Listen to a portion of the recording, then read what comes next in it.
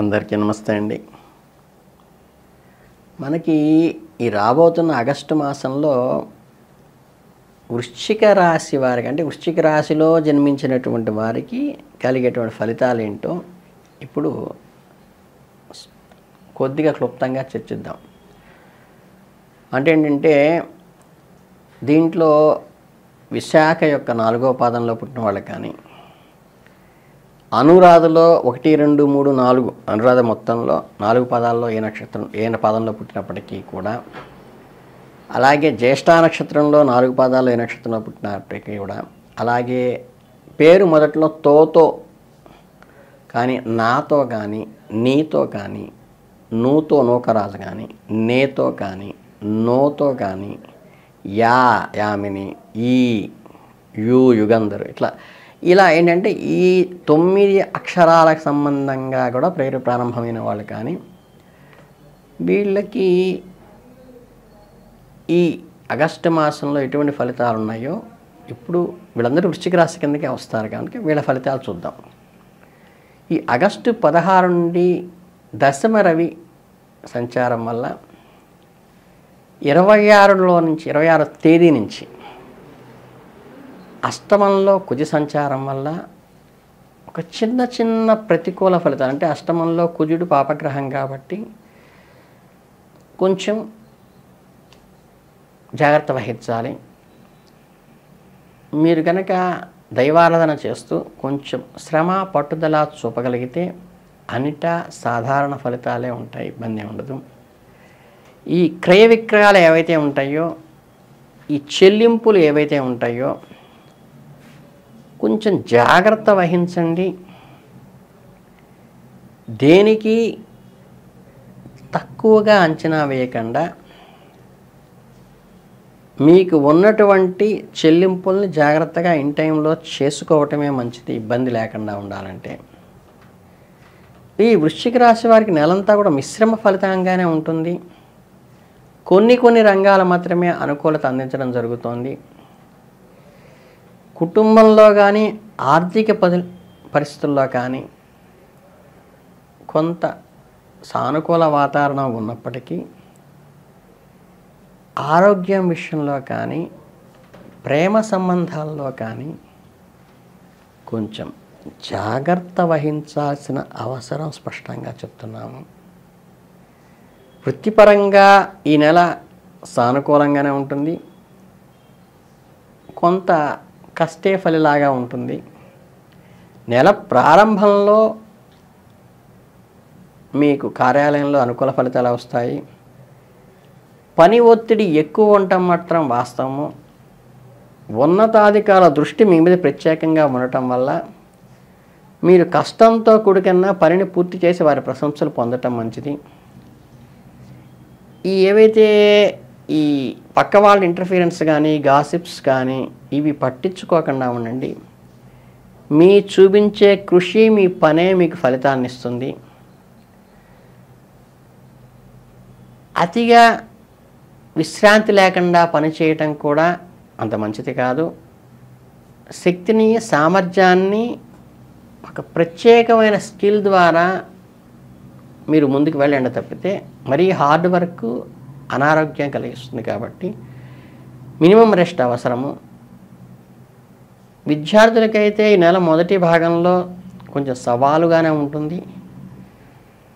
చదువులపై మంచి దృష్టి పెట్టి మేధస్సును కొంచెం షార్ప్ చేసుకుని, గత జ్ఞాపకాలను నెమరవేసుకుని, కొత్త విషయాలు నేర్చుకుంటూ ఈ యొక్క అననుకూల పరిస్థితి నుండి ముందుకి అధిగమించాల్సిన అవసరం ఉంటుంది.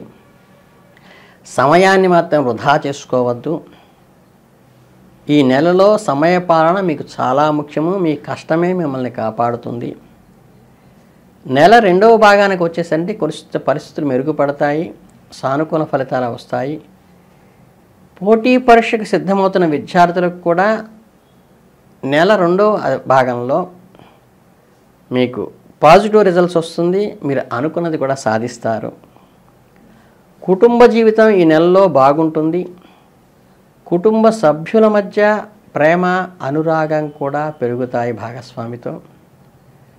ఇంట్లో సుఖ సంతోషాలు వెల్లివిరుస్తాయి. కుటుంబ సభ్యులతో కలిసి విందు వినోదాల్లో కూడా పాల్గొంటారు. కాకపోతే వారి అవసరాలు గుర్తించి వారికి అనుకూలంగా మీరు నడుచుకున్నప్పుడు మీరు వారి మనస్సుని ఆకట్టుకోగలుగుతారు. కొన్ని ముఖ్యమైన విషయాలు నిర్ణయాలు తీసుకోవాల్సిన అవసరం అవుతుంది కాబట్టి జాగ్రత్తగా కుటుంబ సభ్యులందరూ కలిసి పరిగణలోకి వాళ్ళ అభిప్రాయాలను తీసుకుని ముందడుగు వేస్తే మంచిది. కుటుంబ సభ్యుల మధ్య ఏదైనా చిన్న చిన్న మనస్పర్ధలు తలెత్తితే గనక వాళ్ళని ప్రేమగా దగ్గరికి తీసుకుని ఓర్పుతో సంయమనంతో వారికి మీ అభిప్రాయాల్ని స్పష్టంగా చెప్పటం వల్ల సానుకూల వాతావరణం వస్తుంది. ప్రేమ సంబంధ విషయంలో ఈ నెల కొంత సవాలుగానే ఉంటుంది ప్రేమికులకి. కానీ మీ జీవిత భాగస్వామితో అతిగా మాట్లాడటం చేయకుండా, అనవసరమైన వాగ్విదాలకు అసలు తావివ్వకుండా కొద్దిగా ఓపిక పట్టండి. మీ మధ్య ఘర్షణకి కూడా కొద్దిగా తావు చేసే సూచనలు ఉన్నాయి కాబట్టి వీలైనంత వరకు తగ్గి ఉండటానికి ప్రయత్నించండి. మీ మాటలు పూర్తిగా నియంత్రించుకోండి. మీ భాగస్వామి తరఫున ఆలోచించి వారి భావాలను గౌరవించటం ముఖ్యమైనది అనేది గుర్తుపెట్టుకోండి.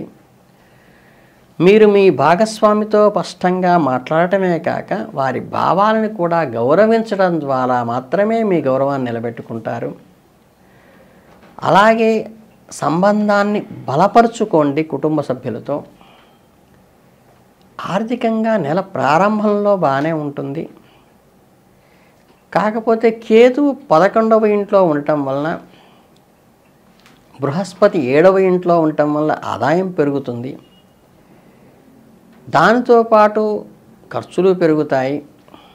అంటే బృహస్పతి మంచిది.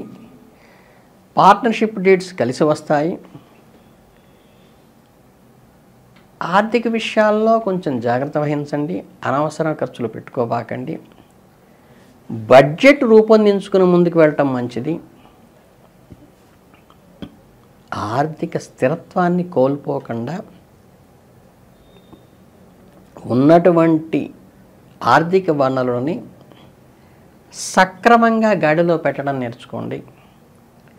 ఆరోగ్యపరంగా మిశ్రమ ఫలితాలను ఇచ్చేటువంటి అవకాశమే ఉంది. ప్రారంభంలో ఆరోగ్యం బాగున్నప్పటికీ 26 తర్వాత కొన్ని చిన్న చిన్న సమస్యలు తలెత్తేటువంటి అవకాశం కూడా ఉంది. జాగ్రత్త పడాలి. మానసిక ఒత్తిడి కానీ ఆందోళన కానీ ఇబ్బంది పెట్టవచ్చు. కొంచెం సమతుల్యమైన ఆహారం తీసుకోవటం వల్ల శారీరక ఇబ్బందిని, క్రమం తప్పకుండా వ్యాయామం చేయటం వల్ల అధిగమించవచ్చు. తగినంత విశ్రాంతి తీసుకోవడం వల్ల మానసిక ఇబ్బందిని జయించవచ్చు. ధ్యానం కానీ యోగా కానీ చేయటం చాలా మంచిది. సూర్య నమస్కారాలు చేయటం పరిహారంగా చెప్పబడింది. ప్రాతకాలంలో డి విటమిన్ ప్రసరించే టైంలో మీరు సూర్య నమస్కారాలు చేయండి. మంగళవారం రోజు కనుక చిన్నపిల్లలకి ఈ బెల్లము శనగలతో కనుక చేసిన ప్రసాదం పంచటం వల్ల కానీ, గుళ్ళో శనగలతో కూడినటువంటి సాతాళింపు శనగలు పంచటం వల్ల కానీ మంచి అనుకూల ఫలితం వస్తుంది.